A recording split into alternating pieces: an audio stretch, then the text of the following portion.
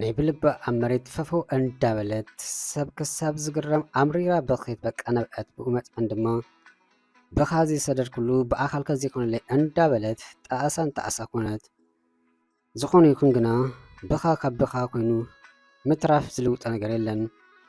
ኣብ ዝኾነ ነገር ቀድሚ ምግባርካዊ ምባልካዩ ክጥንቀቕ ዝግባእ እዩ ዝበሃል።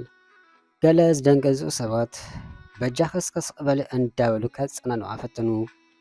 ናበይከ ክትኣቱ ናይ ውሽጣ ገይረ በቃ ስቕበለት ሽዑን ክትኣቱ ተፈቕደላን ነጽባሕቲ ጉዳይ ክትርአ ከም ትኽእል ስለ ዝተነገራ ንውሽጢ ኣተወት ገጹ ዳርጋ ተጠቕሊሉ ይርኢ ዝሰምዕ እንትኾን ኣይዛረብን እዩ። መመሊሷ ደንገጻ ከብዳ በልኣም እቲ ኣብ ሱዳን ኣይትበል ኣብ በረኻታት ሊብያ ምስ ኣኮለል ዝበለ ጎበዝ ወዲ መሓዝ ዓራት ክኸውን ፈጺሙ ሓጣብያ ብኻ ዘይተፋቐርና ብኻ ብቐደምና መመንገዲ ነጊርና ነዚኣ ክገብር ኢለ ዶ ተላሊካ ነዚኣ ክገብር ኢለ ዶ ኣፍቂርካ ወረ ከመይ ኢሉ ይኸ ንኻልእ ሰብ መፍቃር መፂለይ ኣታ ክንደይ ሓመቕ ከመይ ዝበለ ወዲ ስባለት ኪሜ እንዳበለት ብኽያተ መሊሳ ተተሓዝቱም ምናልባት ገጻ ብምርኣዩ ተሓጊሱ ይኸውን ምናልባቱን እንተ ክንኪ ክትነብእ ዘለኺ ይብልሕሉ ምናልባቱን ብጣዕሚ ከም ዘፍቅራ ይነግርሕሉ በቲ ኩን በቲ ካብ መጥማት ሓሊፉ ግና ቃል ከሙሉእ ዝኽእል ዓቕሚ ይኹን ለሳን ኣብ ተስኣት ይብሉን። ካብ ሆስፒታል ወፃ እንተኾነ ክሳብ ካልእ ሲትረፍ ጽቡቕ ገይሩ ዝድድል ዝተሓገዞ ሰብ ክደልዩ ብጀካኦን ጽቡቕ ገይሩ ዝቐርቦ ሰብ ይብሉን። ሙሉእ ጊዜኡ ኣብኣ ኣፊሩ ክንቀሳቐስ ስለ ዝጸንሐ ንኻልእ ዝኾን ጊዜ ኮነ ቦታ ይነበሮን።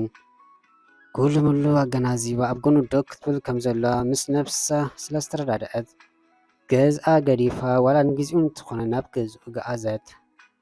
ሕጂ ክዛረብ ይኽእል ግና ናይ ዘረባ ሸውሓቱ ተረጊጡ ኮይኑ ብጀካ ሓደ ክልተ ቃላት ካልእ ከምልቕ ኣይስምዖን እዩ።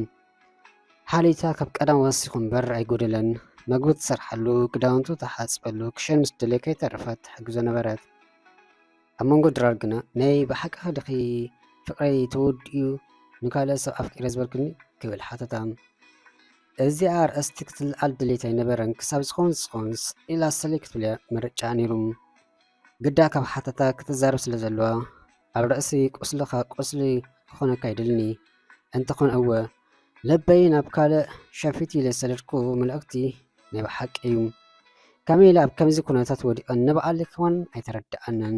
ከመይ ኢላ ሓንቲ ዘፍቀረት ልቢ ናይ ብሓቂ ንዘፍቅራ ሰብ ገዲፋ ካልእ ተፈቅር ንዓዩን ዘይተመለሰ ሕቶ ምስ በለቱም ደሓን ምስቲ ኣፍቂሪ ኣለኹ ዝበልኪ ወዲ ክተራኽብኒ ደልየ ኣለኹ ጽባሕ ናብዚ ገዛ ዘጥዕሞ እንተኾይኑ ኣድም እዩ ምስ በለም ንኡ ደኣ ንምንታይ ክዕድሞ ክትብል እያ ብኣግርሞት ዝሓተትቱ ደሓን ጥራሕ ንግር ኢሉ ትንበለም ከምቲ ዝተባሓለቶ ጌራ ናብቲ ገዛ ከም ዝመፀ ንጽባሕ ትገበረት። ብሓባር ኮይኖም ምስ ኢሎም ብዘይ ዘረባ ክምስሖ ድሕሪ ምጽናሕ ርኢኻ ኣለኻ ክብል ኣፍቃሪኣ ክዛረብ ጀመረም። ርኢኻ ኣለኻ ኣብ ዓለም ካብ ዕድለኛታት ሰባት ቁፅሪ ሓደ ዝስርዕ ኣነ ነይረም። ሕጂ ግና እዛ ሽኮሪና ኣፍቃሪት ንኣኻ ካብ ኣፍቃረት ንስኻ ሕጂ ኣብ ዓለም ቁፅሪ ሓደ እቲ ዕድለኛ ሰብ ኣዝያ ጥዒቲ ጥዕምቲ ሰብ ድማ እዮም። ብጣዕሚ ከዓ እምበር ምስኡ ድማ ፈቀር ናይ ነዊሕ ዓመታት ፍቅሪ ዘለና እንታይ ከም ዝገበርከላ ግና ኣፍቂራትካ ንስኻን ከም ተፍቅረያ ነጊራትኒ። ሕጂ እዝን እትን ክብል ኣይደለን እዩ። ሓንቲ ክብለካ ዝደሊ በጃኻ ኣብ ዝኾነ ሰዓት ከይትብድላ ንኻሊእ ትኹን ከይተብክያ ከይተሓርቃ እዚኣ እንተ ጌርካ ለንኣይ ብዙሕ ነገር ከም ዝገበርከለ ዝቆፅሮ ምስ በሎም ኣፍቃሪቱ ብኸያ ስለ ዝመፃ ብጉያ ናብ ገጽ መሕፀቢ ክፍሊ ኣትያ ማይ ከፊታ ተነኽኒኻ በኸየት ኣምሪራ ከዓ እምበር ወዲ ስቕ ኢሉ ክሰምዕ ድሕሪ ምጽናሕ ሓራይ ተረዲእካ ለኹ ምባል ነታ ዘፍቅራ ሰብ ከዋንቻው ከይበለም ተሰናቢቱ ካብቲ ገዛ ሕልም በለም። ተመሊሰ መፅያ እንታይ ደኣ ከምኡ ኢልካዩ ዓብይኸ ደኣ ኣሎ ምስ በለት ከይድዩ ብፍላይ ሕጂ ዋላ ደኣ የፍቅረክ ደኣ እምበር ከምዚ ኢለ ካብ ምስሊ ምስኡ ሕሸኪም ናትክ ጽቡቕ ክርኢ ዝደሊ ሕጂ ኣነ ከም ቀደመይ ኣይስጉም ኣይጎይኩን ኣለኹም። ቅድሚ ሓደጋ እንተስኾን ነይሩ ፈጺመ ኣይምስፈንኽኾን። ሕጂ ግና ደስ እንዳብለኒ ዘፋኖክ ዘለኹም ድሓን ወዲ ዝመስል ተስፋ ገበር ንሓዋሩ ተሓጒስከ ክትነብር ብምባል በቲ ቤት ርኡ ሓሊፉ ናብ ደገ ከቆም ጀመረ። ርኢ ከለኺ ዋላ ደኣ የፍቅረክ ደኣ እምበር ነዚ ምስኪን ሰብ ክበድሎ ኣይደልን እዩ። ከምዚ ኢሉ ንዘፍቀረክ ሰብ ገዲፍክን ኣይምፍቃርኪ ናይ ብሓቂ ፍቅሪ ሂዙ ክኸውን ይኽእል እዩ። ግና ብሰንኪ ዝተፈጠረ ፀገም ስለ ዝኾነ ምእንቲ ርእስኡን ናብ ኣሜሪካ ናይ ምኻድ መደብ ስለ ዝፀንሓኒ ድሕር ዳግኝ ኣነ ንስኽን ምናልባት ከም መሓዙት ወይ ከም ኣሕዋት እንተዘይኮኑ ከም ፍቁራት ኣይክንራኸብ ኢኖም ነቲ ኣፍቃሪኸ ፅቡቅ ጌርካ ሕዝዩ ኣይትበድልዮ ብጣዕሚ ጥዑ ሰብን የፍቅረክ ድማ እዩ።